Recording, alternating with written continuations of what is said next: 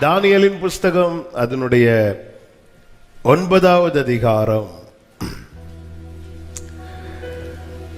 23வது வசனத்தை வாசிக்க கேட்கலாம். தானியேல் 9:23. நீ மிகவும் பிரியமானவன், ஆதலால் நீ வேண்டிக் கொள்ள தொடங்கின போதே கட்டளை வெளிப்பட்டது.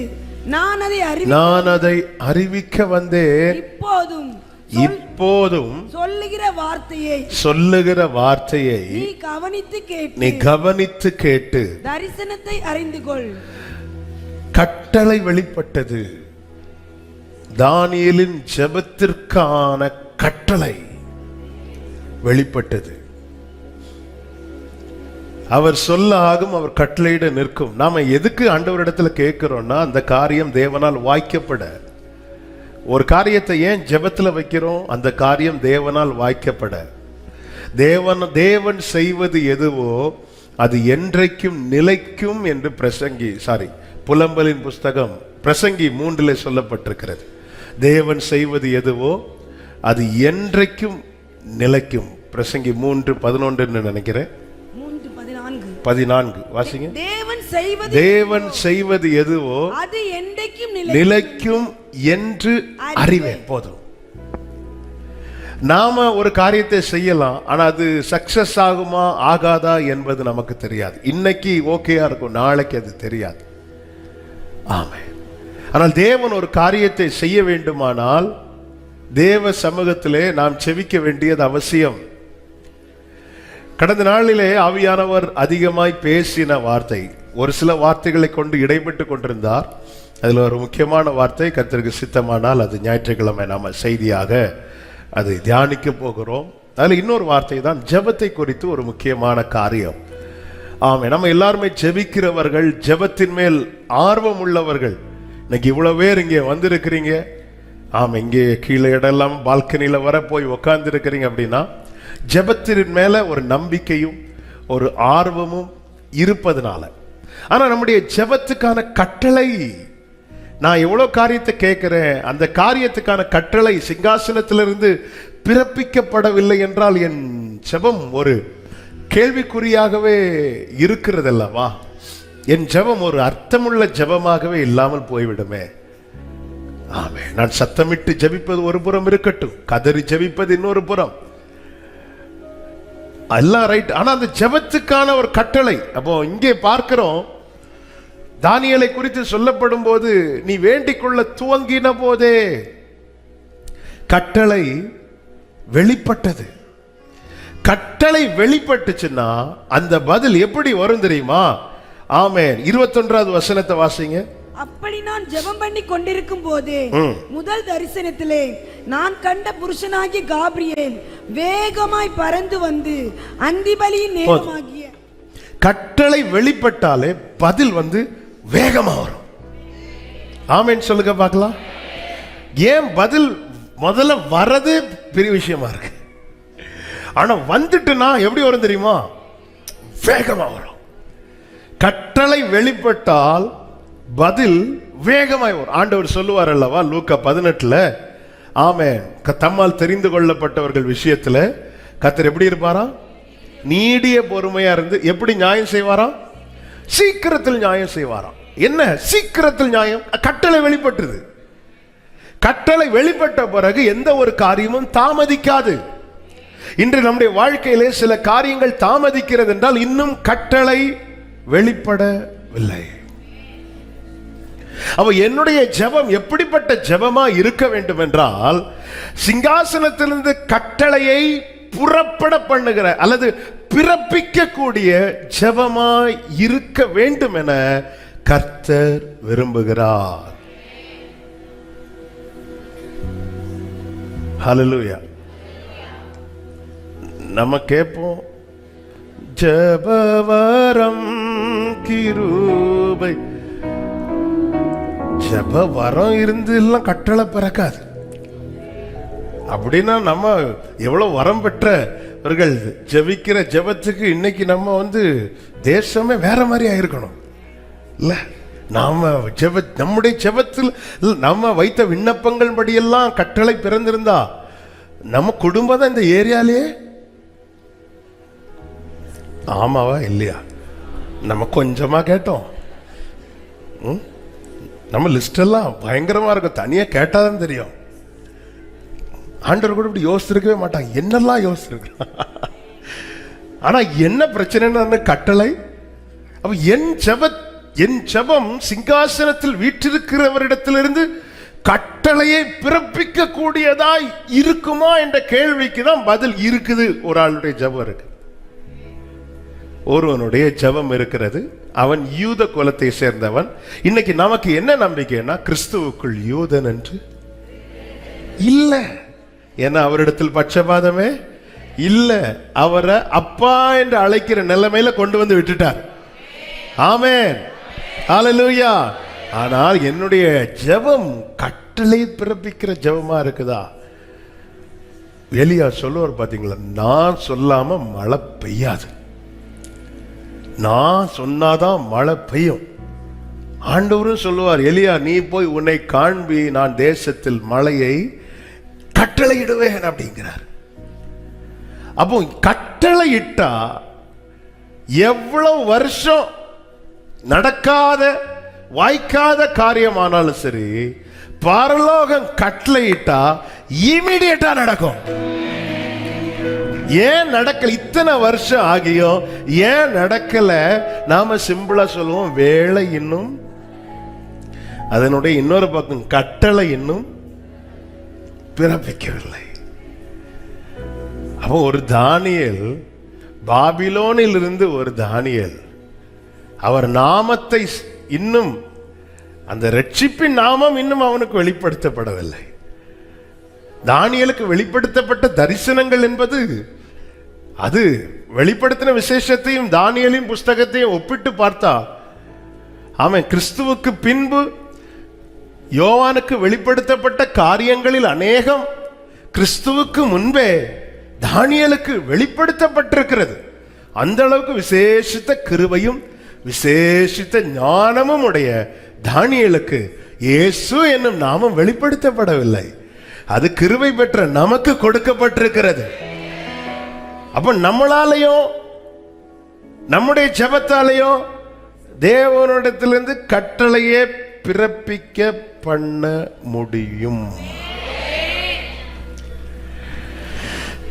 ஒவ்வொருத்தருக்கு ஒவ்வொருடைய ஜெபத்துக்கும் ஒவ்வொரு பெயர் வைக்கலாம். ஆகாரின் ஜெபம் அழுகையின் ஜெபம், எலியாவின் ஜெபம் கருத்தான ஜெபம். ஆமென். இப்படி ஒவ்வொருடைய ஜெபத்துக்கு ஒவ்வொரு பெயர் வைக்கலாம். தானியேலினுடைய ஜெபம் இந்த அளவுக்கு தேவனிடத்தில், அதுவும் எப்படி அந்த வார்த்தையை பாருங்க, நீ வேண்டிக் கொள்ள தொடங்கின போதே கட்டளை வெளிப்பட்டது. அதாவது தானியேல் ஜெபிக்க ஸ்டார்ட் பண்ண உடனே, அப்ப அங்க ஒரு காரியம் நமக்கு தெளிவாய் தெரிகிறது. ஜெபத்துல அவன் பயன்படுத்துகிற வார்த்தைகளுக்கு முன்னாகவே அவன்கிட்ட ஏதோ ஒன்று அவர்கிட்ட பிடிச்சிருக்குன்னு தானே அர்த்தம். ஹல்லேலூயா.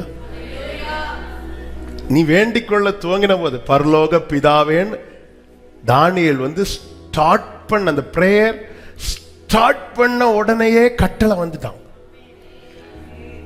ஆனா ஜெபிக்க வைக்கிறார், அது வேற. அவன் ஜெபித்துக் கொண்டிருக்கும் போதே, அவன் ஆமேன் போடுறதுக்கு முன்னாடி கட்டளை வெளிப்பட்டாச்சு. 21வது வசனம், அப்படி நான் ஜெபம் பண்ணி கொண்டிருக்கும் போதே, ஜெபித்து முடித்த போதல்ல, ஜெபம் பண்ணி கொண்டிருக்கும் போதே, முதல் தரிசனத்தில் நான் கண்ட புருஷனாகிய கேப்ரியேல் வேகமாக பறந்து வந்து அந்தி பலியின் நேரமாகிய வேளையிலே என்னை தொட்டான். அடுத்த வார்த்தை, அவன் எனக்கு தெளிவு உண்டாக்கி என்னோடு பேசி. ஹல்லேலூயா. எவ்வளவு அருமையான வார்த்தை. நம்முடைய ஜெப அனுபவங்கள் இப்படிப்பட்டதாய் இருப்பதாக. எனக்கு தெளிவு உண்டாக்கலைன்னா என்கிட்ட பேசுறது எனக்கு புரியாது. நம்ம சும்மா என்கிட்ட பேசும் பேசும் பேசுன்னு சொல்லுவோம், பேசுனா ஒண்ணும்.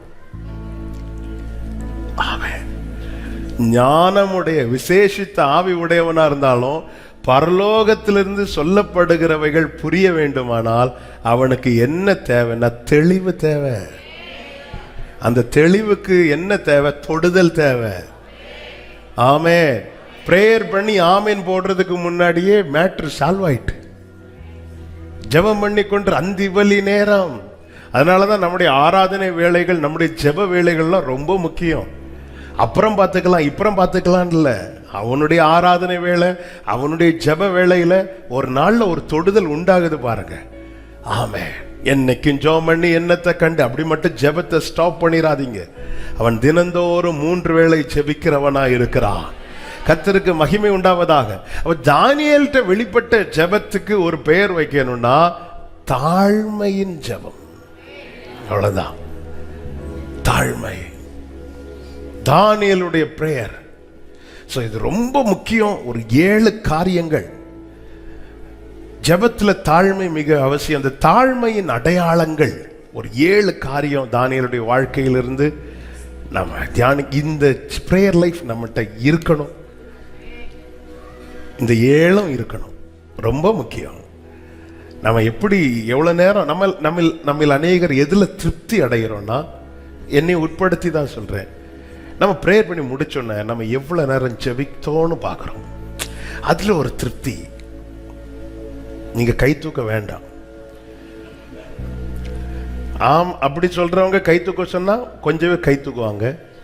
அந்த கொஞ்சம் பேர் யாருன்னா அந்த கொஞ்சம் பேர் தான் ஜெபிக்கிறவங்களா இருப்பாங்க. நம்ம எடுத்தோன்ன ஏன் கிளாக்க பார்க்குறோம்?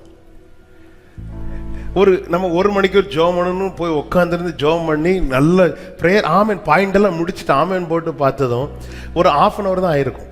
அப்போ அடுத்த 1/2 hourக்கு என்ன செய்ய? திருப்பி அப்படியே ஓட்டும். ஏன்னா நாம எதுல திருப்தி அடைஞ்சிட்டோம்னா, பரவாயில்ல ஆண்டவர் சொல்லியிருக்கிறார் அல்லவா 1 மணி நேரமாவது விழித்திருக்கோம், நான் அந்த 1 மணி நேரம் இன்னைக்கு எனக்கு கோட்டா முடிஞ்சிச்சு. நம்ம அதுல திருப்தி அடைகிறோம்.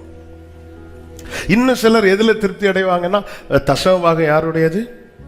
தசமபாகம்னா பழைய ஏற்பாடு கணக்குப்படி 10ல் 1. அப்போ ஒரு நாளைக்கு எவ்வளவு நேரம்? 24 மணி நேரம். 24 மணி நேரத்துல அப்போ 10ல் 1 கொடுக்கணும்னா எவ்வளவு நேரம் கொடுக்கணும்? 2 மணிக்கு ஒரு 40 நிமிஷம் கொடுக்கணும். 2 மணிக்கு ஒரு 40 நிமிஷம். நான் ரவுண்டா 2:45 மணிக்கு கொடுத்துட்டேன்.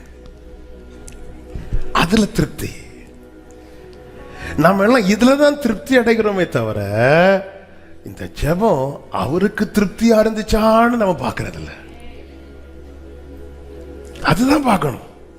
நான் எவ்வளவு நேரங்கிறது, நான் நேரெடுக்கிற ஜெபம் என்பது என்னை திருப்திப்படுத்துவது. என்னை திருப்திப்படுத்த வேண்டுமானால் நான் கண்ணாடிக்கு முன்னாடி என்ன பார்த்து பேசணும். நான் கர்த்தருக்கு முன்னாடி இன்னும் பேசுறது அவரை திருப்திப்படுத்த.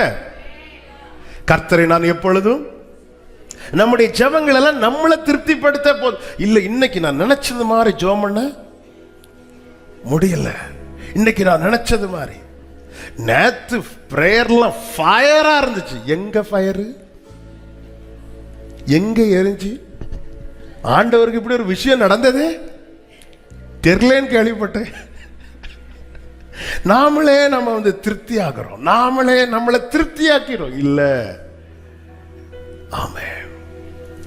என் ஜெபம், ஆண்டவர் எசேக்கியா ஒரு ஜெபம் பண்ணுவார்.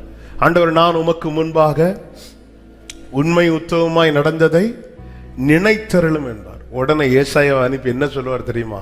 நீ உண்மை உத்தவமாய் நடந்ததெல்லாம் நான் பார்த்தேன்பா அப்படியே சொல்லுவார். இல்ல, உன் கண்ணீரை கண்டேன் அப்படிம்பார். அப்ப அந்த இடத்துல எசேக்கியாவை உன் நீதியில அடி வாங்கிட்டு, ஆமென். அப்ப அந்த இடத்துல அவர் பார்த்ததுக்கு ரீசனே அந்த தாழ்மைதான். ஒரு ராஜாவா இருந்துட்டு அவருக்கு முன்னாடி அழ வெட்கப்படல. வேதம் சொல்லுகிறது மிகவும் அழுதான். சுவர்புறமா திரும்பி மிகவும் அழுதான். அவன் விண்ணப்பத்தை கேட்டேன், கண்ணீரை பார்க்கிறார். தானியேலுடைய ஜெபம் ஆண்டவருக்கு ரொம்ப பிடிக்கும். ஏன்? தானியேல் தன்னை தாழ்த்துவதுல கொஞ்சமும் குறையல. எந்த ஒரு இடத்திலையும் தன்னை தானியேல் உயர்த்தாதபடிக்கு பார்த்து கொண்டான். விசேஷமாய் தேவ சமூகத்திலே, தேவ சமூகத்திலே தன்னை, தன்னுடைய காரியத்தை எவ்விதத்திலும் முன்வைக்காதபடி பார்த்து கொண்டார் தானியேல். தானியேலுடைய குவாலிட்டி நம்ம கிட்ட கேட்டா அடிச்சு விடுவோம் இல்ல, சத்துருக்களுக்கு கூட குற்றம் கண்டுபிடிக்க முடியாத ஒரு தேவ மனிதன் தான் தானியேல். அதுவும் தானியேல் வாழும் காலம் என்பது பாபிலோன்ல வாழ்கிறான், அரண்மனையில வாழ்கிறான். பாவம் செய்வதற்கான அனுகூலங்கள் நிறைந்த சூழ்நிலையில எதிரிகளால தேவனை பற்றின காரியமே அன்றி இவனிடத்துல ஒரு குற்றத்தையும் கண்டுபிடிக்க முடியாதென்று அவன் மேல கொஞ்சம் கூட பாசம் இல்லாதவங்களே அவனை குறித்து சாட்சி சொல்லுகிறார்கள். அப்படிப்பட்ட தானியேல் தான் தன்னை எவ்வளவு தாழ்த்த முடியுமோ தாழ்த்துகிறான். 7 காரியங்களை நான் சொல்லி ஜெபிக்க விரும்புகிறேன். இந்த அனுபவங்கள் நமக்கு ஒரு பிரசங்க குறிப்பல்ல, இது நம்முடைய ஜெபத்தில் இவைகள் நமக்கு தேவையாயிருக்கிறது. ஆமென் சொல்லுங்க பார்க்கலாம். முதலாவது, தேவ சமூகத்தில் ஜெபிப்பதற்கு தன் ஸ்தானத்திலிருந்து இறங்குகிறான். அதன் அடையாளம் தான் 9வது அதிகாரம் 3வது வசனம். தானியேல் 9:3. நான் உபவாசம் பண்ணி ரெட்டிலும் சாம்பலிலும் உட்கார்ந்து தேவனாகிய ஆண்டவரை ஜெபத்தினாலும் விண்ணப்பங்களினாலும் தேட. 2:49 வாசியுங்கள். 2:49. தானியேல் ராஜாவை வேண்டிக் கொண்டதின் பேரில் அவன் சாத்ராக்கையும் மேஷாக்கையும் ஆபேத்நேகோ. தானியேலோ வென்றால் ராஜாவின் கொலு மண்டபத்தில் இருந்தான் என்று சொல்லப்பட்டிருக்கிறது. ராஜாவுடைய கொலு மண்டபம் 6வது அதிகாரத்திலே சொல்லப்பட்டிருக்கிறது.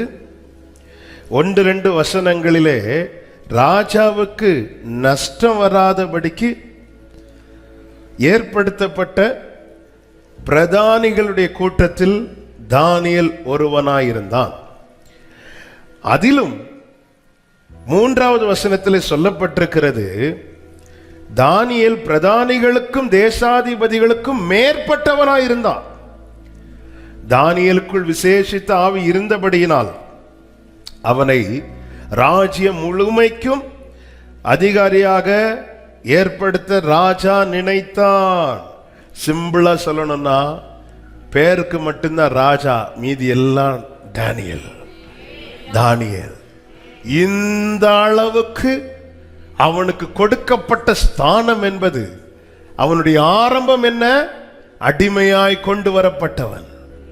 அந்த நிலையிலிருந்து உயர்த்தப்பட்டு இப்பொழுது தேசம் முழுமைக்கும் அதிகாரி என்ற நிலையில் இருந்தாலும் தேவனுக்கு முன்பாக ஒருபோதும் அந்த ஸ்தானத்தில் இருந்தவனாய் தானியேல் தன்னை வெளிப்படுத்தாமல் தன்னை சாம்பலில் இருக்கிறவனாய், இன்னும் சொல்லணும்னா, ஆண்டவர் நீங்க என்னை எங்கிருந்து தூக்குனீங்களோ நான் சிறுமையும் எளிமையும் ஆனவன் ஆண்டவரே, இதோ உமக்கு முன்பாக தாழ்மை உள்ளவனை கர்த்தர் நோக்கி பார்ப்பாராம். நாம ஒண்ணு இல்லாம இருக்கும்போது நம்ம தாழ்மையானவர்களை காண்பிப்போம், காட்ட வேண்டிய அவசியம் இல்லை, அப்படிதான் இருக்கிறோம். ஆமென். ஆட்டு தொழுவத்தில் இருப்பதை ஆட்டு தொழுவத்துக்குள் இருந்து நினைப்பது பெரிய விஷயம் கிடையாது. ஆனால் அரண்மனைக்குள் இருந்து ஒருவன் நினைக்கிறான், அது பெரிய விஷயம். சவுல் தன்னை சிறுமையும் எளிமையுமானவனாய் காண்பித்தது எப்பொழுது தெரியுமா? கழுதையை தேடி வந்த போது. ஆனால் சிங்காசனத்தில் உட்கார்ந்த பிறகு சவுல் தன்னை அப்படி காண்பிக்கவில்லை. அப்படி அவனுக்கு நினைக்கிறது அவனுக்கு கூச்சமா இருந்துச்சு, அப்படி அவனுக்கு நினைக்கிறது அவனுக்கு அசிங்கமா இருந்துச்சு. ஆனா தாவீது அப்படி அல்ல, இன்னும் நான் ஈசனாவேன் என்கிறார். அதாவது தேவன் முதல்ல என் ஜெபத்தை கேட்கறதுக்கு முன்னாடி என்ன பார்க்கணுங்க. என்ன பார்க்கவே அவருக்கு பிடிக்கலன்னா என்ன கேட்கறது எப்படி அவருக்கு பிடிக்கும்? தானியேல் போய் உட்கார்ந்ததும் பார்த்துட்டார் ஆண்டவர். அதற்காக வீட்டில் போய் கொஞ்சம் சாம்பல் எடுத்து போய் உட்காருங்க, அதுல வேற நமக்கு பெருமை வந்துடக்கூடாது. இங்க நான் சொல்ல வருகிற செய்தி என்ன? நம்மை தேவன் எந்த ஸ்தானத்தில் உயர்த்தி வைத்தாலும் அவருக்கு முன்பாக இதெல்லாம் ஒண்ணுமே கிடையாது. எங்க சிங்காசனத்திலே ஆட்டுக்குட்டியானவர் வந்தபோது மூப்பர்கள் தங்களுக்கு கொடுக்கப்பட்ட கிரீடத்தை எடுத்து முன்னாடி வச்சுட்டாங்க. கிரீடம் எதுக்கு கொடுக்கப்பட்டது? தலையில் அணியதானே. தலையில் அணிந்துட்டு இருந்த ஆண்டவர் அவங்களை அடிப்பாரா, தள்ளி விடுவாரா? இல்ல, அது அவர்களுக்கு கொடுத்த பரிசு, அவர்களுக்கு கொடுத்த பலன், பிரதிபலன். இதை நீ தலையில வச்சுக்கோப்பான்னு தான் கொடுத்தது. ஆனாலும் அவரை பார்த்ததும் அவங்களால அதை வச்சிட்டு இருக்க முடியல, அவருக்கு முன்னாடி இறக்கிட்டாங்க. இந்த ஆராதனை தான் பரலோகத்துல யோவான் கண்ட கேட்ட ஆராதனை. நம்மை தேவன் உயர்த்தி வைத்து அழகு பார்த்தது அந்த ஸ்தானத்தில் உட்கார. அதுல ஏன் உடன்படிக்கை பெட்டிக்கு முன்னாடி எல்லாரும் சொல்றாங்க அவன் நிர்வாணமா இல்ல. நீங்க பைபிள் படிங்க. ராஜ வஸ்திரத்தை மாற்றி வைத்து விட்டு சணல் நூலை சிம்பிள் ட்ரெஸ்ஸை போட்டு வர்றாரு. அந்த ராஜ வஸ்திரத்தை போட்டுட்டு தாவீதுக்கு கூச்சமா இருந்துச்சு ராஜ வஸ்திரத்தை போட்டுட்டு நிக்கிறது. அதனால சணல் நூல்ல சாதாரணமானவனா ஒரு ட்ரெஸ்ஸை போட்டுட்டு வந்து நின்று எல்லாரும் மாதிரி நிக்கிறான். இவங்க முன்னாடி தன்னை நான் ராஜாவாக, அந்த ராஜாவுக்கு முன்னாடி ராஜாவா நிக்கிறது அவனுக்கு கூச்சமா இருந்துச்சு. அவன் தன்னை தாழ்த்தினான். கர்த்தர் அவன் விளக்கை அணையாதபடி காத்துக்கொண்டார். நம்ம ஜெபத்துல நம்ம எந்த நிலையில் இருக்கிறோமோ அந்த நிலையில் இருந்தல்ல, இன்னும் தாழ்த்தி. தானியேல தான் அவன் வேண்டிக் கொள்ள துவங்கின போதே, ஹல்லேலூயா, ஆண்டவர் ஏன் வேண்டிக் கொள்ள துவங்கின போது ஆண்டவருக்கு தெரியும் நாம என்ன கேட்க போறோம்னு. என் நாவில் சொல் பிறவாததற்கு முன்னமே அதையெல்லாம் நீர் அறிந்திருக்கிறீர். எல்லாம் இவன் என்ன கேட்க போறான், இந்த ஜெபத்துல என்ன கேட்க போறான், என்ன பிரேயர் பாயிண்ட்ஸ் எழுதி வந்துட்டு என்னத்தை மாத்தி ஜெபம் பண்ண போறான்னு எல்லாமே ஆண்டவருக்கு தெரியும். எவ்வளவு நேரம் இதுல தூங்கி விழ போறோம் தெரியும். எவ்வளவு நேரம் கிளாக்கை பார்க்க போறோம் தெரியும். கிளாக்ல டைம் தப்பா ஓடுன்னு சொல்லிட்டு மொபைல ஒரு வாட்டி கூட நம்ம பார்த்தது ஆண்டவருக்கு. சில நேரத்தில் பிரேயர் எல்லாம் கிளாக் ஓடவே செய்யாது, பார்த்துருக்கீங்களா? நமக்கும் ஜெபம் ஓடாது, எல்லாமே தெரியும். ஆராய்ந்து அறிந்திருக்கின்றீர், சுற்றி சுற்றி எல்லாமே தெரியும், எல்லாமே தெரியும். ஆனா என்ன அவர் பார்த்துட்டாருன்னா, ஆமே, அவர் எல்லாரையும் பார்க்கிறாருங்க. ஆனா நம்மளை பார்த்துட்டே இருக்கணும். அதுதான் அவரை கவர்ந்து இழுக்கிறவன் யார் தெரியுமா? தாழ்மை வெளிப்படுத்துகிறவன். ஆண்டவர் சொல்லுகிறார், நீ என்னை கவர்ந்து கொண்டாய். ஆமென், ஹல்லேலூயா. பைபிள்ல இருக்குல்ல, செம்மையானவனை அவருடைய முகம் பார்த்து கொண்டே இருக்கிறது, நோக்கி பார்க்கிறது. அவர் நல்லோரையும் தீயோரையும் பார்க்கிறாரா, ஒரு கூட்டத்தார பார்த்துட்டே இருக்கிறாரா. அவருடைய கண்கள் இப்படி எல்லாரையும் பார்க்குமா, சிலரை பார்த்துட்டே இருக்குமா? ஆமே, என்ன அவர் பார்க்கிறவரா இருக்க கூடாது, என்ன அவர் பார்த்துக்கிட்டே இருக்கிறவரா இருக்க. அதுக்கு ஒன்னே ஒண்ணுதான், தாழ்மை. அழகான பாடல், தாழ்மை உள்ளவனிடம் தங்கிடுதே கிருபை, அங்க தங்க வைக்கிறாராம். ஆமென்.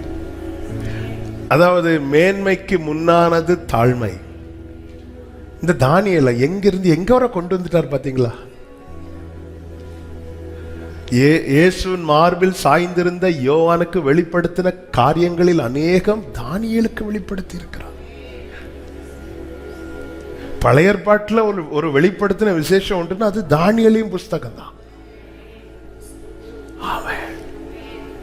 ஆண்டவர் அவ்வளவு பிடிக்கும் தானியேல.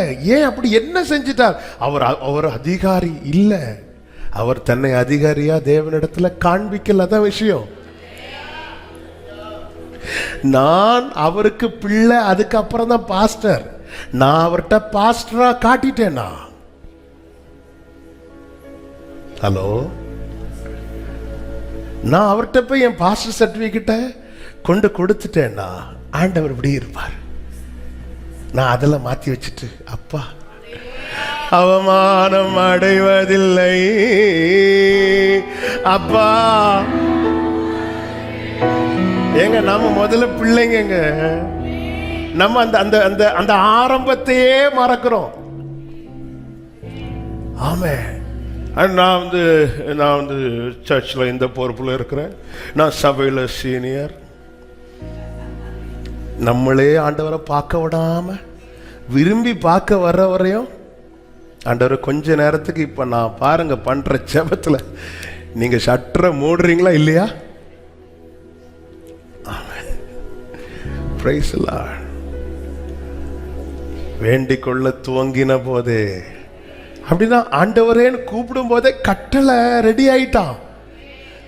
ஆமென். நல்லா புரிஞ்சுக்கோங்க, என்னுடைய ஜெபம் அவருக்கு உகந்ததா மாறணும்னா அது தாழ்மையிலிருந்து வெளிப்படணும். சரி, நீ கொஞ்ச நேரம் தாழ்த்துவோம், அப்படி அல்ல.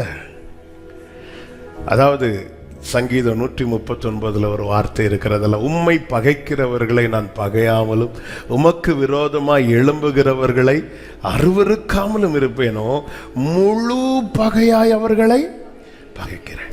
புதிய ஏற்பாட்டில் சொல்லும்போது நமக்கு யுத்தம் மாம்சத்தோடு இரத்தத்தோடு.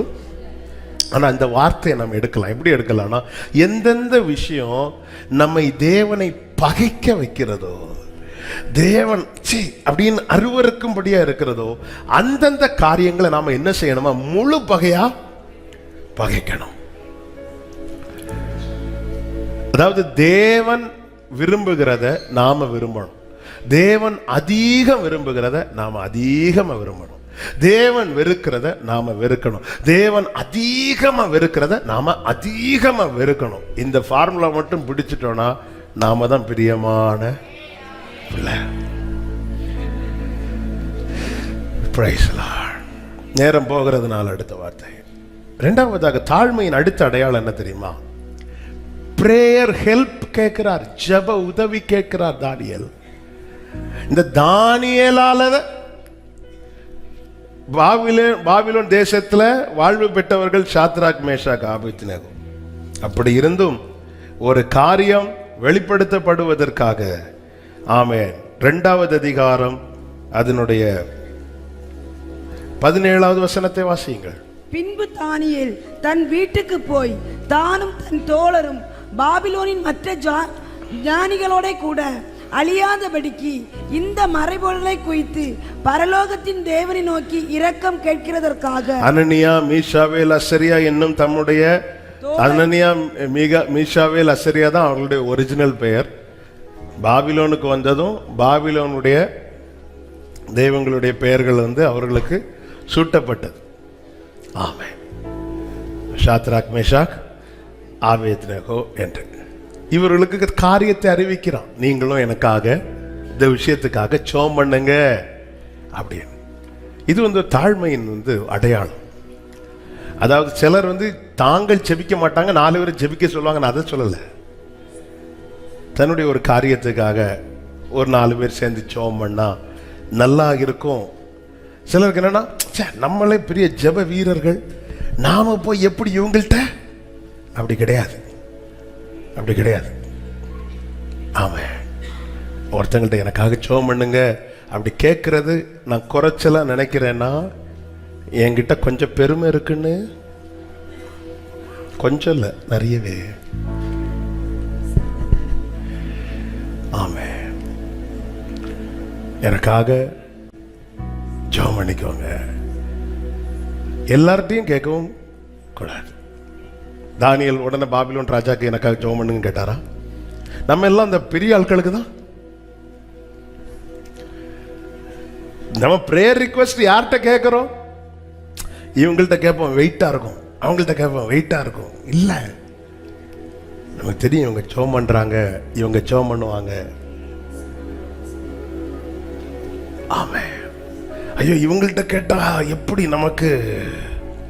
எங்க இயேசு கிறிஸ்து கெத்செமனே தோட்டத்துல எல்லா இடத்துலையும் எல்லாரையும் அனுப்பிவிட்டு தனியா ஜெபம் பண்ற ஆண்டவர் அந்த கெத்செமனே தோட்டத்துல தன்னோடு கூட விழித்திருக்கும்படிக்கு பேதுரு, யோவான், யாக்கோபை கூட்டிட்டு போறார். இடையில வந்து பார்க்குற இந்த பயக்க ஜோம் பண்ணாங்களா, டேய் ஜோமுண்டா 1 hour என் கூட 1 மணி நேரம் 2 வாட்டி வந்து பார்த்துட்டு சரிப்பா விடு. ஆமென். பேதுருட்ட அட்வான்ஸாக வேற சொல்றார், நான் உனக்காக வேண்டிக் கொண்டேன், நீ ஒரு மணிக்கூர்.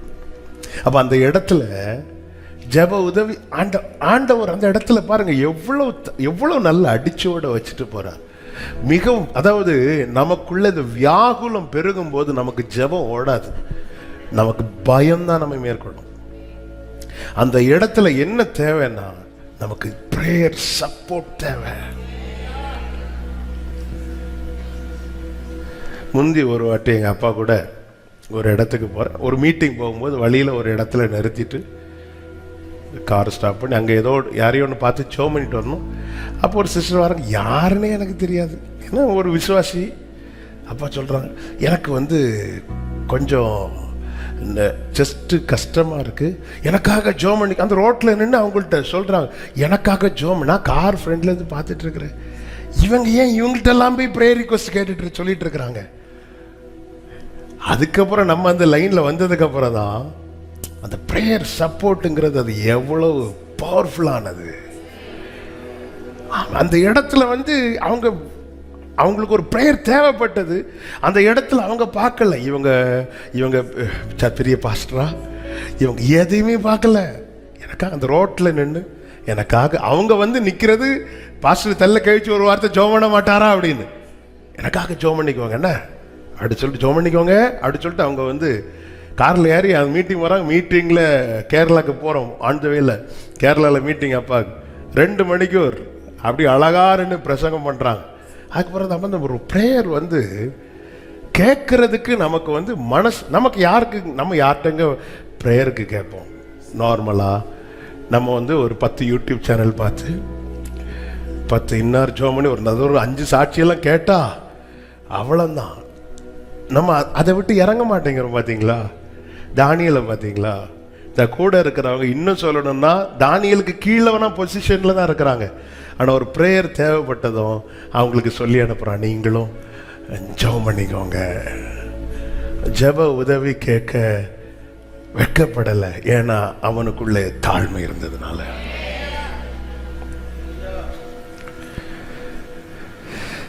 ஹல்லேலூயா.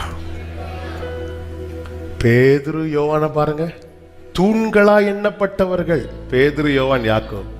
இந்த பேதுரு யோவான் ஆலோசனை சங்கத்துக்கு முன்னாடி பிடிச்சு நிறுத்தும் போது பேதுரு நாங்க கண்டதையும் கேட்டதையும் சொல்லாமல் இருக்கிறது எப்படி சொல்லிட்டு தைரியமா நின்று அடிக்கிறாரு. இவங்களுக்கு யாருக்குமே தாக்கு பிடிக்க முடியல, அவங்கள பயமுறுத்தி விடுறாங்க. உடனே இவங்க போய் அப்போஸ்தலர் 4வது அதிகாரத்தில் இருக்கு, அவர்களை சேர்ந்தவங்க கிட்ட இந்த விஷயத்தை சொல்லி எல்லாரும் சேர்ந்து ஜெபம் பண்றாங்க.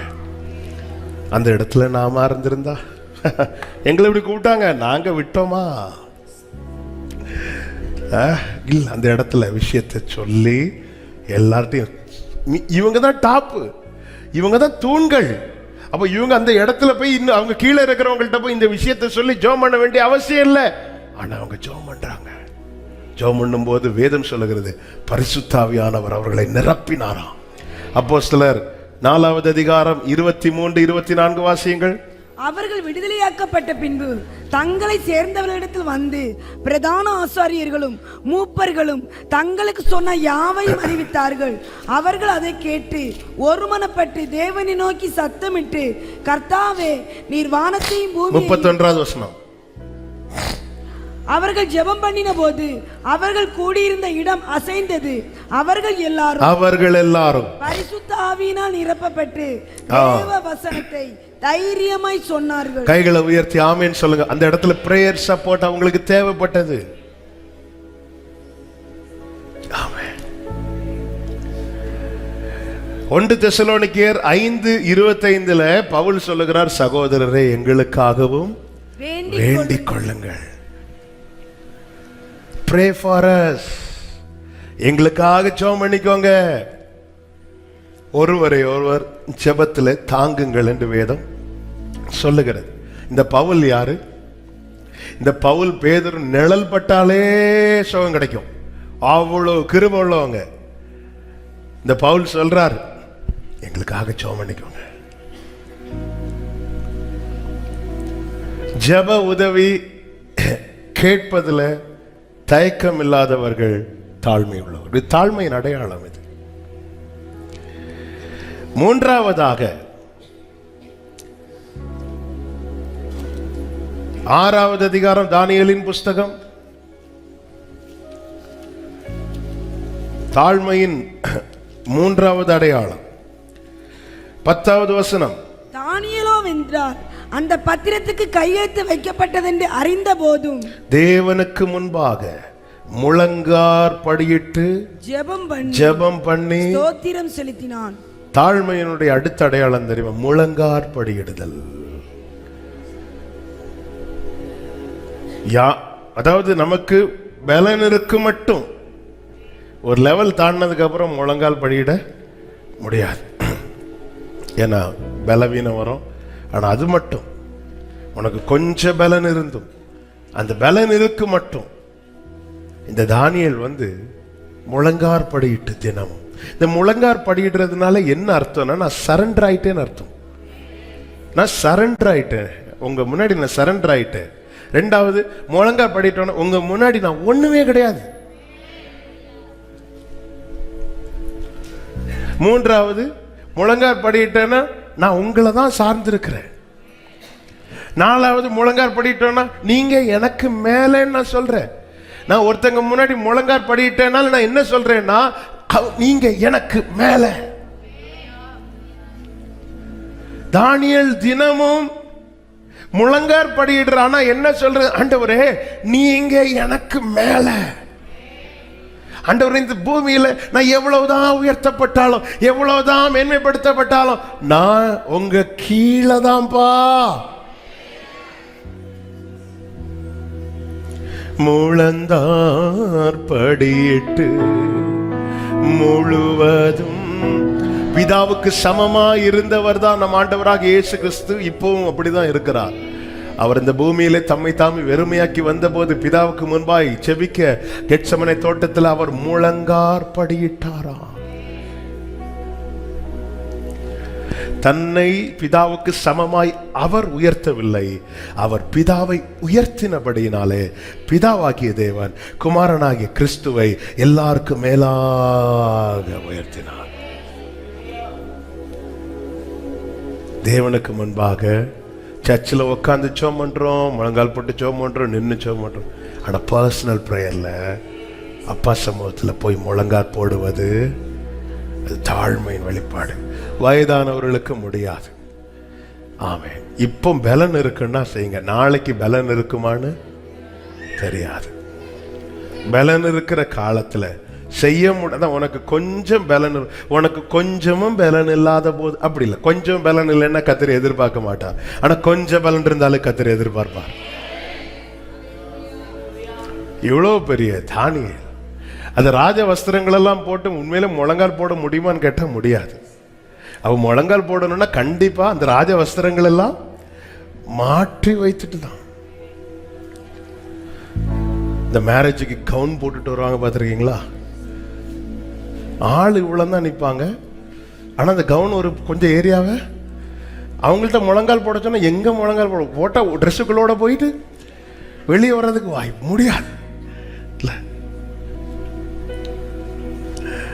பாபிலோன் சிங்காசனத்தில் ஒருத்தர் இருக்கணும்னா சும்மா இல்லை, அதுக்கான வஸ்திரங்கள், அதற்கான ஆபரணங்கள் எல்லாம் போட்டுட்டு தான் இப்படி இருப்பார். இதெல்லாம் போட்டுட்டு தானியேலுக்கு முழங்கால் போட முடியுமா? வாய்ப்பே இல்லை, முடியாது. ஆமென். அப்ப இதெல்லாம் மாற்றி வச்சுட்டு முழங்கால் படியிட்டா 1000 அர்த்தங்கள் இருந்தாலும் இந்த வேளையில் ஆவியானவர் சொல்லுகிற வார்த்தை, நான் முழங்கால் போடும் போது என்னுடைய அந்த ஆக்ஷன்ல நான் என்ன வெளிப்படுத்துறேன் தெரியுமா? நீங்க எல்லாம் எனக்கு மேல, நான் எப்பவுமே உங்க கீழே தான் ஆண்டவரே, நான் எப்பவுமே உங்க கீழே தான் ஆண்டவரே. ஹல்லேலூயா. நம்முடைய பர்சனல் பிரேயர்ல ஆண்டவர் சமூகத்தில் போய் அரை கதவை அடைத்து கொண்டு அப்படியே அப்பான்னு சொல்லிட்டு நம்ம எதை செஞ்சாலும் அதுல பெருமை மட்டும் வந்துடக்கூடாது. அதுக்கப்புறம் மற்றவர்கள் முழங்கால் போடுவதை நீங்கள் பார்த்து கொண்டே, என்னன்னு தெரியல, முட்ல ஒரே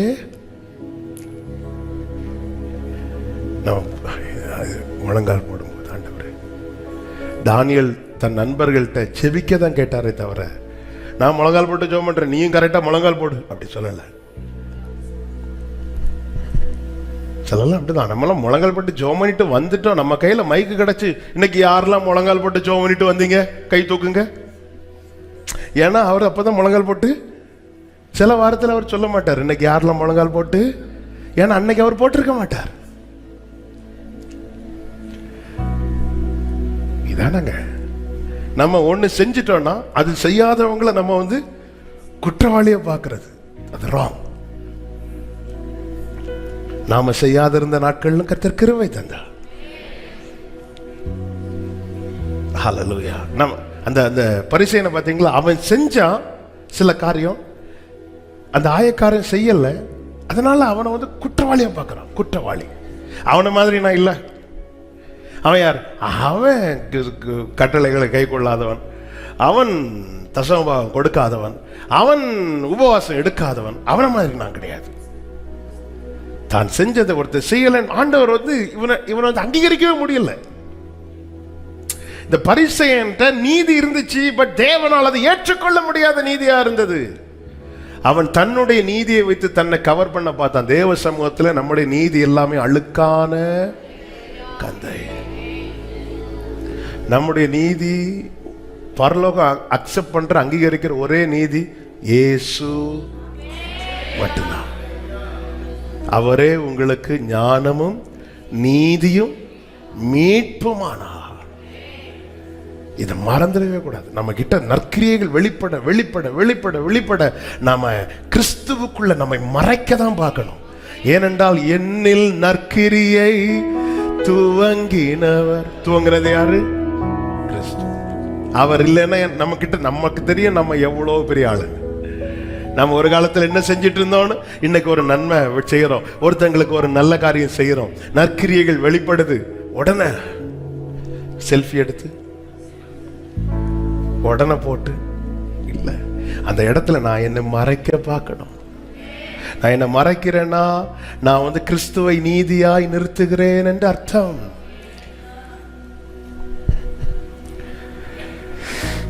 முழங்காற்படியிடுதல். தாழ்மையின் அடுத்த அடையாளம் என்ன தெரியுமா? உபவாசம். உபவாசம். 9வது அதிகாரம் 3வது வசனம். நான் உபவாசம் பண்ணி. உபவாசம். 1 ராஜாக்களின் புஸ்தகம் 21வது அதிகாரம் அதனுடைய 27 முதல் ஆகாபுக்கான எச்சரிப்பின் வார்த்தை கொடுக்கப்பட்ட போது, ஆகாப் இந்த வார்த்தைகளை கேட்டு என்ன செய்தானா? தன் வஸ்திரங்களை கிழித்து தன் சரீரத்தின் மேல் ரெட்டை போர்த்து கொண்டு உபவாசம் பண்ணி ரெட்டிலே படுத்து தாழ்மையாய் நடந்து கொண்டான்.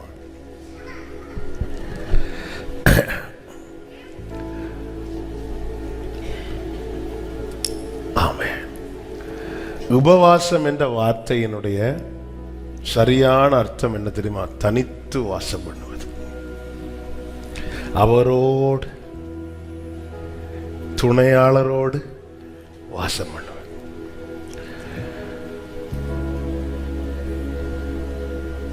தாழ்மையினுடைய அடையாளம். யோனா தீர்க்கதரிசியை கொண்டு நினிவே பட்டணத்துக்கு எச்சரிப்பின் செய்தி வெளிப்பட்ட போது ராஜா தன் ஸ்தானத்திலிருந்து இறங்கி ரெட்டுடுத்தி கொண்டவனாய் உபவாசத்தில் உட்கார்ந்தான். எல்லாத்திலையும் பெருமை வருவதற்கு வாய்ப்பு இருக்கிறது. எனவேதான் தேவ பிள்ளைகள் ஒன்றை செய்வதற்கு முன்னமே நாம் எதற்கு செய்கிறோம் என்பதில், நீங்க எவ்வளவு நாளுக்கா உபவாசம் இருந்தீங்க? 3 நாள். நான் இந்த வாட்டி 7 நாளாவது. அப்படி அல்ல. என்னுடைய ஒவ்வொரு செயலும் தேவனை என் பக்கம் இழுப்பதற்கு தாழ்மை. ஆண்டவர் இவனுடைய உபவாசத்தை பார்த்து, இதே ஆகாபின் எவ்வளவு பொல்லாத ராஜா, ஆனா அவன் தாழ்மையா நடந்து கொண்டதும் எலியாவை கூப்பிட்டு என்ன சொல்றார்? 29வது வசனம். ஆகாப் எனக்கு முன்பாக ஆகாப் எனக்கு முன்பாக தன்னை தாழ்த்தினதை கண்டாயா? கண்டாயான்னு என்ன அர்த்தம்? கர்த்தர் கண்டார். கண்டதை எலியாவை கூப்பிட்டு காண்பித்து கொடுக்கிறார். ஹல்லேலூயா. என்ன ஆண்டவர் பார்க்கிறதே பெரிய விஷயம். என்ன 4 பேருக்கு கூப்பிட்டு காட்டி கொடுக்கிறது, இதை விட என் வாழ்க்கையில மேன்மை. என் பிள்ளைய பத்தியா, என் பிள்ளைய பத்தியா அப்படி காட்டி கொடுக்கிறாருன்னா இப்படிதானங்க ஆகாப காட்டி கொடுக்கிறார். இந்த அதாவது இஸ்ரவேல் ராஜாக்கள்ல இவன மாதிரி பொல்லாதவன் கிடையாது. அப்படிப்பட்ட ராஜா இந்த ஆகாப். அவன் தாழ்மையா நடந்ததும் எலியாவை கூப்பிட்டு அவன் தாழ்த்துறதை பாத்தியா? ஆண்டவரே, அவனை பத்தி கொஞ்சம் முன்னாடி நீங்க தானே பேசுறீங்க, இப்படி ஒரு மோசமானவன் இந்த உலகத்திலே கிடையாது என்று. ஆனா தாழ்த்துதான் பாத்தியா? இந்த தாழ்மை ஆண்டவர் ஆமென் லூக்காவில் இருக்கு. மனுஷனுக்கு மேன்மையா நினைக்கிறான் தெரியுமா? அதெல்லாம் தேவனுக்கு அருவருப்பானது, அருவருப்பானது. ஆமென். ஹல்லேலூயா. ஆமென். நம்ம இந்த கல்யாண கார்டுல பையனுக்கு பக்கத்துல என்னெல்லாம் படிச்சிருக்கான்லாம் போடுவோம், பொண்ணுக்கும் பக்கத்துல போடுவோம். போட்டுட்டு சிலர் ஜோம் பண்ணிட்டு ஒரு கார்டை ஆண்டவருக்கு கொடுப்பாங்க. சிலர் நாங்கள் முதல் கார்டை எங்க வச்சிருக்கிறோம்? நாங்க ஆண்டவர்கிட்ட வச்சிருக்கிறோம். எங்க வச்சீங்க? எடுத்து நான் முதல்ல தான் பார்ப்பேன் பக்கத்துல டிகிரி போட்டிருக்கான்னு. அதுவும் டிகிரி எழுத்து 2 எழுத்து, அதுக்கு மேலே ஒரு லைன். என்ன முடிக்கல, இப்பதான் அட்மிஷன் போட்டிருக்கோம். ஆண்டவரே, எத்தனை காடை ஆண்டவர் தூக்கி எதுக்கு டிகிரி போட்டீங்க? அது தெரியட்டும், அவங்க தெரியட்டும். என்ன தெரியட்டும்? என் பிள்ளை என்ன எதுக்கு? கர்த்தரி, அதாவது தேவனை மாதிரி நம்மளை உயர்த்துறதுக்கு யாருக்கும் முடியாது. ஒரு அடிமையை கொண்டு போன இடத்துல தேசம் முழுவதுக்கும் அதிகாரியா வச்சிருந்தோம். தேவனுக்கு முன்பாக அதெல்லாம் ஒண்ணுமே கிடையாதுன்றான். அதனாலதான் தேசத்தில் தன்னை தேவனுடையவனாய் தானியேல் காண்பித்ததுனால தேசம் தானியேலின் தேவனாய் அவரை அறிந்து கொண்டார்கள். ஆமேன் சொல்லுங்க பார்க்கலாம். ஆமென். அதனால எங்க நீதி எல்லாம் அழுக்கான கந்தை. நம்முடைய நமக்கு மேன்மையாய் தோன்றதெல்லாம் கர்த்தருடைய பார்வையில எப்படி இருக்குன்னா அது அருவருப்பு. லூக்கால தானே இருக்கு அந்த வசனம். எடுத்தீங்கன்னா வாசிங்க, இல்லைன்னா விட்டுருவோம். கண்டிப்பா நீங்க தேடிட்டு இருப்பீங்கன்னு எனக்கு நல்லா தெரியும். எப்படியும் நம்ம தான் எடுக்கணும்ல. எடுங்க. லூக்கா 16:15. அவர் அவர்களை நோக்கி, நீங்கள் மனுஷர் முன்பாக உங்களை நீதிமான்களாக காட்டுகிறீர்கள். மனுஷர் முன்பாக உங்களை நீதிமான்களாக காட்டுகிறீர்கள். தேவனோ உங்கள் இருதயங்களை அறிந்திருக்கிறார். அடுத்த வார்த்தை, மனுஷருக்குள்ளே மேன்மையாக எண்ணப்படுகிறது.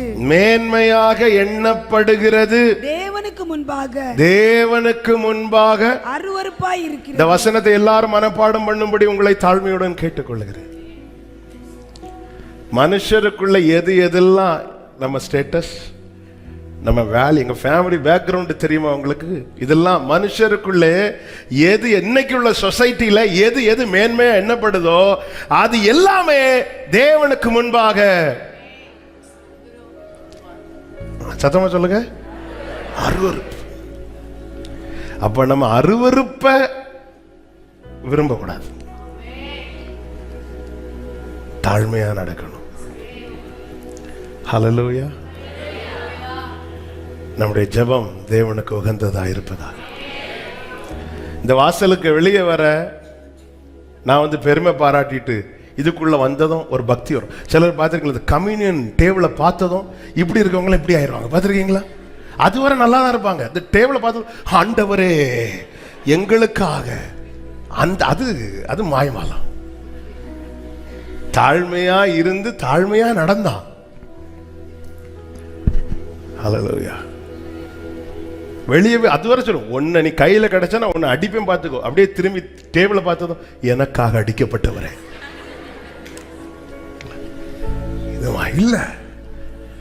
நம்ம வந்து அப்படி ஒரு அந்த பெருமை மட்டும் நமக்கு வந்துருதுங்க, நமக்கு வந்துருது. ஏன்னா நம்ம வந்து இன்னும் அதை என்ன சொல்லன்னா, அந்த தண்ணி அளவு குறையும் போது மாம்சம் வெளியெல்லாம் கிடக்குது. கணுக்கால் அளவு தானே உள்ள இருக்கும் போது அந்நிய பாஷையெல்லாம் இருக்கும். கணுக்கால் அளவுல தான் துள்ளி குதிச்சு, கணுக்கால் அளவுல தான் துள்ள முடியும். தண்ணி ஏற ஏற துள்ள முடியாது, அப்படி சைலண்டா ஸ்டாப். அதுக்கப்புறம் உள்ள போயிட்டோன்னா ஒண்ணுமே தெரியாது. அதுக்கப்புறம் தலை மட்டும்தான் தெரியும். தலை தான் இயேசு. கழுத்து வர அதோட நீச்சாலம் வந்ததும் ஸ்டாப் ஆயிட்டு அவ்வளவுதான். கழுத்து வர தண்ணி போயாச்சு. கிறிஸ்து அந்த தண்ணி அளவு குறையும் போதுதான் மாம்சம் வெளிப்படுது. இதுக்கு யாரும் விதிவிலக்கு கிடையாது, நானும் விதிவிலக்கு கிடையாது. நான் பேசுறதுனால அப்படியே ஒண்ணும் கிடையாது. கர்த்தர் என்னோடு பேசுனதுனால நான் அதை உங்க கூட பேசிட்டு இருக்கிறேன். சில நேரத்தில் இப்படி கேள்வி, ஏண்டவரே முடிய மாட்டேங்குது. தானியேல் ஜெபம் பண்ண உட்கார்ந்ததும் கட்டளை வருது. நம்ம ஜெபம் பண்ணி முடிச்சு நாட்களானதும் கட்டளை போயிட்டு காவற ஒண்ணுமே வரலையே. அப்பதான் ஆண்டவர் காட்டி தர. அவன் ஜெபிக்க துவங்கின போது அப்பதான் ரைட்டு. அவர் பாயிண்ட் சொல்றதுக்கு முன்னாடி மேட்ரு ஓகே ஆயிட்டுன்னா, அப்போ வார்த்தையில் அல்ல விஷயம், வாழ்க்கையில விஷயம் இருக்கு. நம்ம ஜெபத்தின் வார்த்தை. அதனாலதான் அஞ்ஞானிகளை போல வீண் வார்த்தைகளினால் அலப்பாதேங்கிறார் ஆண்டவர். அந்தரங்கத்தில் இருக்கிற உன் பிதா, அந்தரங்கத்தை பார்க்கிற உன் பிதா. நம்ம பிரேயர்ங்கிறது வந்து நம்முடைய ஜெபம் வந்து நம்மளை ஏமாத்திடக்கூடாது. ஆமே, அந்த பிரேயர் டைம் மட்டும் பயங்கரமா நம்மளை தாழ்த்தி, மற்ற நேரத்தில் என் இஷ்டம், என் கண் போன போக்கில், என் மாம்சம். ஹல்லேலூயா. நம்முடைய ஜெபம்லாம் ஒரு பாடல் இருக்கு, நான் ரீசெண்டா கேட்டேன். ஜெபம் எல்லாம் பதிலாக, தெரியுமா? தெரியும். ஓகே, ஜெபம் எல்லாம் பதிலாக மாறும் அப்படின்னு ஒரு ஜெபம் எல்லாம் பதிலாக மாறணுங்கிறதுக்காக தான் ஆவியானவர் இந்த நாளிலே நம்ம கூட. நம்ம ஜெபம்லாம் கொஞ்சம் நீங்க யோசித்து பாருங்க. ஒரு 2 வருஷம் அல்லது 3 வருஷம் நம்முடைய ஜெபம் எல்லாத்துக்கும் கட்டளை மட்டும் பிறந்திருந்தா நம்ம குடும்பத்தில் எவ்வளவு ஆரவார சத்தம் இருந்திருக்கும், மகிழ்ச்சியின் சத்தம் இருந்திருக்கும், எவ்வளவு சந்தோஷமா இருந்திருப்பாங்க. கர்த்தர் அது செய்ய விரும்புறதுனாலதான் இந்த நாளில் இப்படி பேசி கொண்டிருக்கிறார். நம்முடைய ஜெபம்லாம் ஜெபிக்க உட்காரும் போது வேகமா இந்த பதில் நம்ம நான் ஜெபம் பண்ணிட்டு வரேன்னு சொல்லிட்டு ஜெபம் பண்ணிட்டு பிரேயர் ரூம்ல இருந்து வெளியே வர்றதுக்கு முன்னாடி இங்க மேட்டர்லாம் சால்வ் ஆயிருக்கணும். அந்த ஒரு காட்சி உங்க கண்களுக்கு முன்பாய் கொண்டு வாங்க. கர்த்தர் இப்படி செய்வாராக, ஒவ்வொரு குடும்பத்துக்கும் செய்வாராக. Glory. இது வேணும்னு சொல்றவங்க கைகளை உயர்த்தி ஆமென் சொல்லுங்க பார்க்கலாம். ஆமா, இது வேணும் ஆண்டவரே. தேவன் காத்திருக்கும்படி குறித்த காலம் அது வேற. நான் சொல்லுகிற கட்டளை என்பது இங்க நீங்க படிச்சீங்கன்னா தெரியும். அந்த மேட்டர் வெளிப்படுத்தப்படுகிறது, அதன் பிறகு அந்த காலங்கள் எல்லாம் சொல்லப்படுகிறது தானியேலுக்கு. ஆனா கட்டளை வந்துட்டனாலே நான் தைரியமா என் ஜவாரிலிருந்து எழும்ப முடியும். என்ன எழும்ப முடியும்? மேட்டர் சால்வ் ஆயிட்டு. ஏன்னா இது பரலோகத்திலிருந்து கட்டளை வந்துட்டு அதை யாருக்கும் என்ன செய்ய முடியாதுன்னா தடுக்க முடியாது. ஆமே. எத்தனை காரியம் சொன்ன? 4. அடுத்து 5வது தாழ்மையின் அடையாளம் என்ன தெரியுமா? ஒரு நாள் தன்னுடைய நீதியை நம்ப மாட்டான், அவருடைய இரக்கத்தை மட்டும் நம்புவான். 9:18. என் தேவனே, உம்முடைய செவி சாய்த்து பிற்பகுதியை வாசிங்க. எங்கள் நீதியை அல்ல, நாங்கள் எங்கள் நீதிகளை அல்ல, உம்முடைய மிகுந்த இரக்கங்களை நம்பி. ஆமென். மிகுந்த இரக்கங்களை நம்பி. அந்த பரிசேயன் தன் நீதியை நம்பி செபிக்கிறான். தன் நீதியை நம்பி செபிக்கிற. ஒரு நாளும் ஆண்டவரே, நான் போன வரலாம் உபவாசம் பண்ணல ஆண்டவரே, நான் 2 மாசத்துல பைபிள் முடிச்சுட்டேன் ஆண்டவரே, ஆண்டவரே ஆளா நம்ம நீதியை நம்பி எல்லாம் அடிக்க கூடாதுங்க. நம்ம 2 மாசத்துல அப்படியா? அப்போ பைபிள் கொண்டு வா. நான் அவன்கிட்ட 2 கொஸ்டின் கேட்கிறேன். 4ஆகமத்துல 7வது பேர் என்ன? இப்படி கேட்டா பேரே தெரியாது ஆண்டவர். ஆமென். நம்ம நீதியை கொண்டு போனா அதுல இருந்து கொஸ்டின் வரும். அதனால ஆண்டவரே, நித்திய ஜீவனை சுதந்திரிக்க நான் என்ன செய்யணும்? இப்படி ஆண்டவர் பார்த்தார். இங்க வா. ஆமென். கட்டளைகள்லாம் கை கொண்டு, அதெல்லாம் கை கொண்டாச்சு. ரைட். உன்னை நேசிக்கிறது போல பிறன் நேசிக்க அது முடியாது.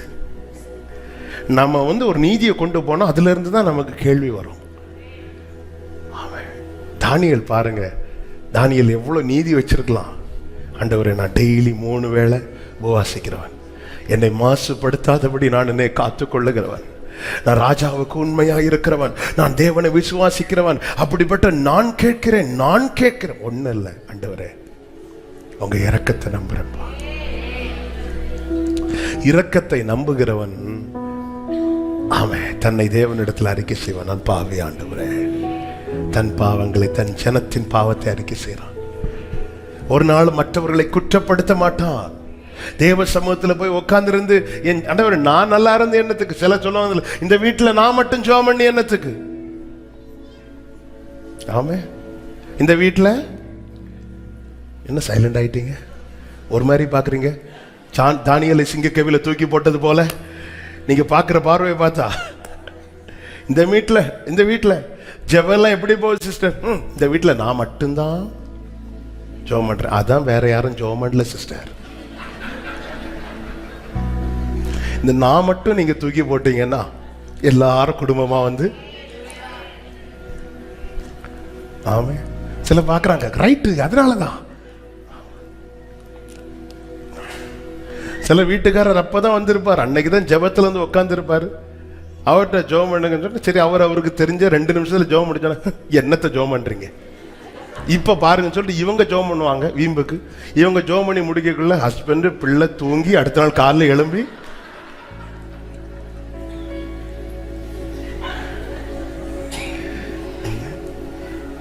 நம்முடைய நீதியை நம்பி அடுத்த நாள்ல இருந்து குடும்ப ஜெபத்துக்கு ஆளே இல்லை. நீங்க எல்லாம் சிரிக்கிறத பார்த்தா கர்த்தர் உங்களை ஆசீர்வதிப்பாராக.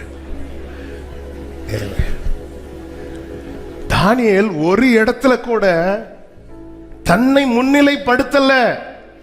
அதன் முதல் அடையாளம் முழங்கால் போட்டார். I surrender.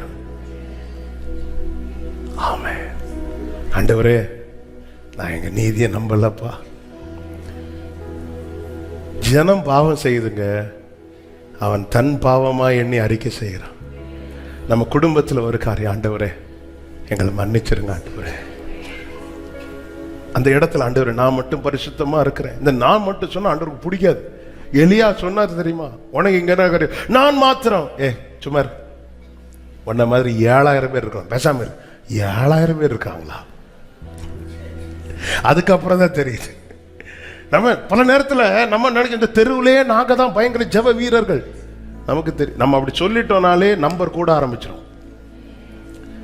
ஆண்டவர் சொன்ன பேர் ஒன்ன மாதிரி எனக்கு 7000 பேரை தெரியும்.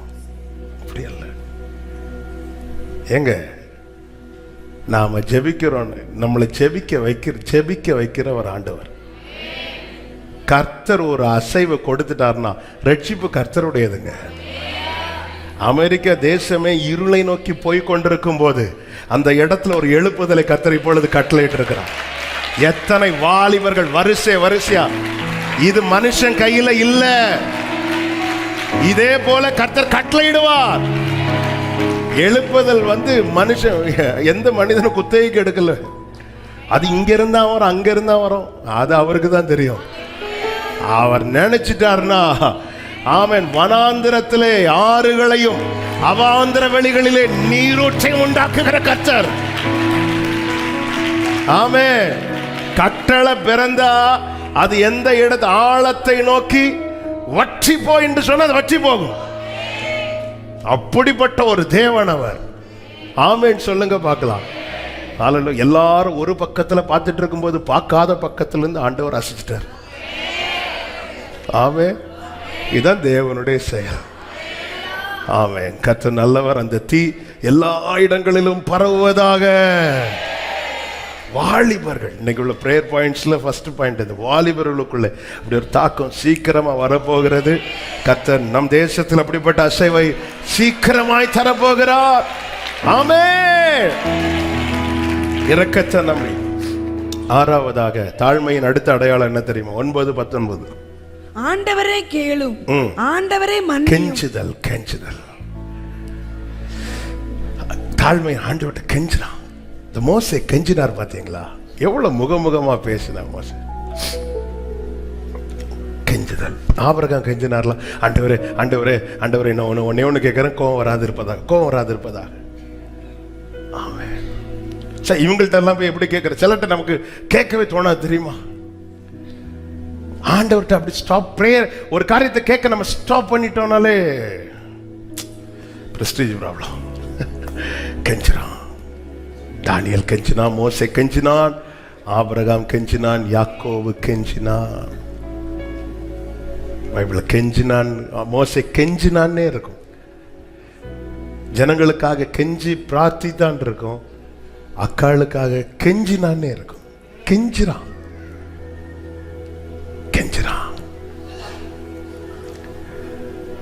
மோசைய ஜனங்க தள்ளினாங்க, ஜனங்கள்ட்ட கெஞ்சல. நான் ஆண்டவர் மிரியாம தள்ளினாரும் தெரிஞ்சதும் ஆண்டவர்கிட்ட கெஞ்சுறான். இதாங்க தாழ்மை. ஏன்பா அவர் தான் தரல. இந்த சிநேகிதன் ஆண்டவர் ஜெபிக்க கற்றுக் கொடுக்கும் போது சொல்லி கொடுத்தது பாத்தீங்களா? ஒரு சிநேகிதன் போய் கதவை தட்டிட்டு இருக்கிறான், உள்ள இருக்கிறவர் என்ன தொந்தரவு பண்ணாதேன்ட்டார். ஆனாலும் வெளியே இருக்கிறவன் தட்டிட்டு இருக்கிறான் தெரியுமா? இதுதான் தாழ்மை. போய் அவன்கிட்ட, அவர் தான் தரல, உனக்கு கொஞ்சம் கூட சூடு சொரணை இல்லையா? நீ தான் போன வருஷம் ஃபுல்லா போய் ஜோம் பண்ணல, அதான் உனக்கு ஒன்னும் ஆகல இல்ல, அப்புறம் எதுக்கு கிளம்பி போற? இதுதான் தாழ்மை. யோபு சொன்னார்ல, என்னை கொன்று போட்டாலும் இதுதான் தாழ்மை. கெஞ்சுதல். கடைசியாக தாழ்மையின் அடுத்த அடையாளம் என்ன தெரியுமா? 9:21 வாசியுங்கள். அப்படி நான் ஜெபம் பண்ணி கொண்டிருக்கும் போதே, முதல் தரிசனத்திலே நான் கண்ட புருஷனாகி, ஜெபம் பண்ணி கொண்டிருக்கும் போதே, அப்படி என்றால் கிடைக்கும் வரை ஜெபிக்கிறது. கிடைக்கும் வரை கிடைக்குங்கிற நம்பிக்கை இருந்தாதான் கிடைக்கும் வரை ஜெபம் பண்ணும். ஒரு சம்பவத்தை சொல்லி அப்படியே ஜெபிக்கிறேன். மத்தேயு சுவிசேஷம் 15வது அதிகாரம் 22 முதல் நீங்க படிச்சீங்கன்னா, ஒரு கானானிய ஸ்திரீ தன் மகளுக்காக இயேசுவை நோக்கி சத்தமிட்டு கூப்பிடுவாள். வேதம் சொல்லுகிறது. 22வது வசனத்தை வாசியுங்கள். மத்தேயு 15:22. அப்பொழுது அந்த திசைகளில் குடியிருந்த 23வது வசனம், அவளுக்கு பிரதியுத்தரமாக அவர் ஒரு வார்த்தையும் சொல்லவில்லை. ஒருத்தங்களை நம்ம கூப்பிடும் போது எந்த பதில், எந்த ரெஸ்பான்ஸுமே இல்லைன்னா திருப்பி நாம அவங்கள கூப்பிடுவோமாங்க? நமக்கு இங்க இடிக்கும். இயேசு அவ கூப்பிடுறா, அவளுக்கு பிரதியுத்தரமாக அவர் ஒரு வார்த்தையும் சொல்லவில்லை. உடனே அவ இவர்கிட்ட வந்தேன் பாரு அப்படின்னு போனா அவ வாழ்க்கையில பெற்றுக்கொண்டிருக்க முடியாது. சீஷர்கள் என்ன சொல்றாங்க? இவள் நம்மை பின்தொடர்ந்து கூப்பிடுகிறாளே. இதுதாங்க தாழ்மை. கிடைக்கும் வர ஏன் பின்தொடர்ந்து கூப்பிடுற? அவர் தான் ஒண்ணும் பேசல. அவளுக்கு தெரியும் அவர் தருவார், அவரால் தர முடியும். நான் ஒரு வாட்டி கேட்பேன், 2 வாட்டி கேட்பேன், கிடைக்கலையா அடுத்த சர்ச்சு நமக்கு தான். இப்ப தெருவுக்கு தெரு சர்ச்சாச்சுல, இந்த சர்ச்சில் போய் பார்ப்போம், கேட்டு கிடைக்கல அடுத்த சர்ச்சு போ. இனி இங்க லோக்கலே வேண்டாம், இனி ஃபுல்லா இன்டர்நேஷனல் யூடியூப், அதுவும் இல்லையா, எல்லாம் வேண்டாம், அடைச்சு போடு, நாமளே சர்ச்சு. ஒரு பிரதியுத்தரம் இல்லைன்னாலும் அவ அப்படி போனதுனால சீஷர்களுக்கு அது ஏதாவது சொல்லி அனுப்பி விடுங்க. அந்த இடத்துல அவ பிரஸ்டீஜ் பார்த்திருப்பான்னா அவ மக கடைசி வர அப்படிதான் இருந்திருப்பா. எத்தனை இடத்துல நம்ம ஸ்டாப் பண்ணிட்டோம் தெரியுமா கேட்கறது இல்ல. இந்த தானியேல் பாரு, ஜோமன்னா ஆமேன் போட்டு முடிக்காம கேட்டுட்டே இருக்கிறான். இதான் தாழ்மைங்க, தாழ்மை. அதனாலதான் ஆண்டவர் சொன்ன, பிள்ளைகளை மாதிரி மாறலன்னா இந்த பிள்ளைங்க கேட்டுட்டே இருப்பாங்க தெரியுமா? கேட்டே இருப்பாங்க. இது மற்றவங்களுக்கு, சீஷர்களுக்கு அது நச்சரிக்கிறது மாதிரி இருக்கும். ஆனா இயேசுவுக்கு அப்படி இருக்காது. இயேசுவுக்கு என்ன தெரியும் தெரியுமா? கொஞ்சம் கூட வரட்டும். எங்க வரட்டும்? அவர் போயிட்டே இருக்கிறார், இவளும் அவரை ஃபாலோ பண்ண. நின்ன இடத்துல இருந்து அவ கூப்பிட்டதும் கொடுத்திருந்தா இயேசுவின் அடிச்சுவடுல இவ வந்திருக்க மாட்டா. சில காரியம் கேட்டதும் கிடைக்காதது காரணம் என்ன தெரியுமா? அவர் கிட்ட கொண்டு வருவதற்காக, கிட்ட கொண்டு வருவதற்காக. ஆமா, நீ தள்ளி நின்னு கூப்பிட்டு வாங்கிட்டு போயிடக்கூடாது. கிட்ட கொண்டு வந்து இப்ப கொடுக்கிறார், இப்ப கொடுக்கிறார். இந்த தாழ்மை நம்முடைய ஜெபத்துல மட்டும் இல்ல, நம்முடைய வாழ்க்கையில வெளிப்படட்டும். தாழ்மை உள்ளவனிடத்துல கிருபை தங்கும். பரிசுத்தர் உங்கள் வாயில எவ்வளவு அருமையான வார்த்தையை கொடுத்திருக்கிறாங்க. தாழ்மை உள்ளவனிடம் தங்கிடுதே. அதான் தாவீதுக்கும் தலைமுறைக்கும் சதா காலமும் கிருபை செய்கிறார். நம்முடைய ஜெபத்துல, நம்முடைய வாழ்க்கையில் இன்னொருத்தர் பேசும்போது கூட நம்முடைய நீதியை முன்வைக்காம இயேசுவாகிய நீதியை முன் வச்சு பழகும். ஆமா, எப்படிங்க உங்களுக்கு இந்த வேலை கிடைச்சதுன்னா சர்ச்சுக்குள்ள கர்த்தர் கிருபையாய் வேலை தந்தான்னு சொல்லுவோம், வெளியே போய் சொல்லுவோம் நான் இன்னார போய் பார்த்தேன். அதுக்கப்புறம் நீங்கள் எருசலேமில் மட்டுமல்ல, எருசலேமிலும் யூதேயாவிலும் சமாரியாவிலும் நம்ம இங்கே அடிச்சு விடுவோம். அது கிருபையினால ஆண்டவர் எனக்கு கர்த்தாவே ஸ்தோத்திரம். வெளியே போனதும் நான் எவ்வளவு கஷ்டப்பட்டேன் தெரியுமா? இதுக்காகப்பட்ட பிரயாசங்கள்லாம். அடுத்த பிரேயர் ரிக்வெஸ்ட், அந்த வேலையில பெரிய பிரச்சனை இருக்கு. ஆமென்.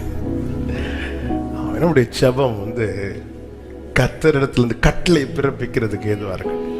நான் எவ்வளவு நேரம் ஜெபித்தேன்னு இனி பார்க்காதீங்க, நான் எப்படி ஜெபித்தேன்னு பாருங்க. ஜெபம் முடிச்சுட்டு இந்த ஜெபம் எனக்கு திருப்தியா இருந்தான்னு பார்க்காதீங்க, கேட்டவருக்கு அது திருப்தியா இருந்துச்சா? திருப்தியா இருந்தா அந்த தெய்வீக தொடுதலை நம்மளால அனுபவிக்க முடியும். நமக்கான பதில் வருவதை நம்மளால கேட்க முடியும், நம்மளால உணர முடியும். எல்லாவற்றுக்கும் மேல அந்த எல்லா புத்திக்கும் மேலான தேவ சமாதானம் நம்முடைய இருதயத்தை ஆட்கொள்ளும். எல்லாரும் ஜெபிக்கலாமா? முடிந்தால் முழங்கால் படிட்டு, அப்பா நீங்க விரும்பிடும் பாத்திரமாக என்னை மாற்றிடும் உமக்காய் பயன்படும் பாத்திரமாக உருவாக்கிடும் என் இயேசுவே. நீங்க விரும்பிடும் என்னை மாற்றிடும் உமக்காக, உமக்காய் பயன்படும் உருவாக்கிடும். உங்க பார்வையினில், உங்க பார்வையினில் பட்டால் போதுமே, என் வாழ்க்கைதான் முற்றும் மாறுமே. உங்க கரம் என்னை, ஆமென், என் வாழ்க்கைதான் மேன்மையாகுமே. உங்க பார்வை, ஹல்லேலூயா, வாழ்க்கைதான் முற்றும் மாறுமே. உங்க கரம் என்னை, என் வாழ்க்கைதான் வெளியே ஒதுக்கப்பட்ட, வெளியே சமூகத்தில் கொண்டு வந்து, சமூகத்தில் கொண்டு வந்து நிரம்ப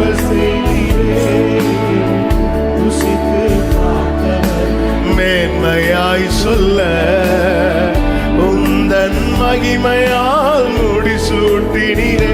இயேசுவே என்னையும் கண்ணோக்கிடுமே, உந்தன் மகிமையால் என்னை மாற்றுமே.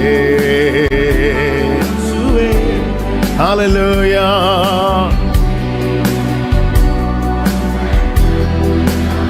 ரெண்டு கைகளை உயர்த்தி உங்க பார்வையனில், உங்க பார்வையனில்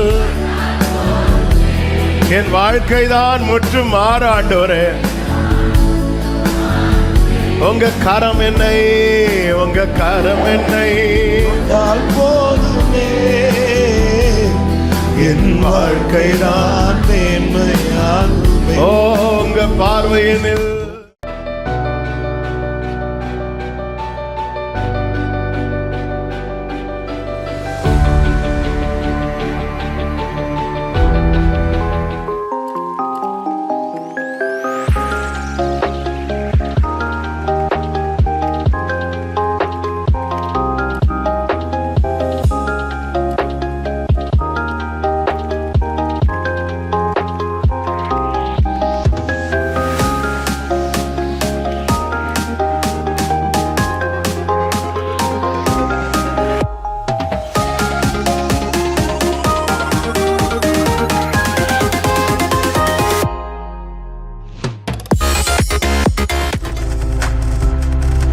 நீங்கள் பார்த்துக் கொண்டிருப்பது உங்கள் ஜாய் டிவி. உங்கள் துக்கம் சந்தோஷமாய் மாறும்.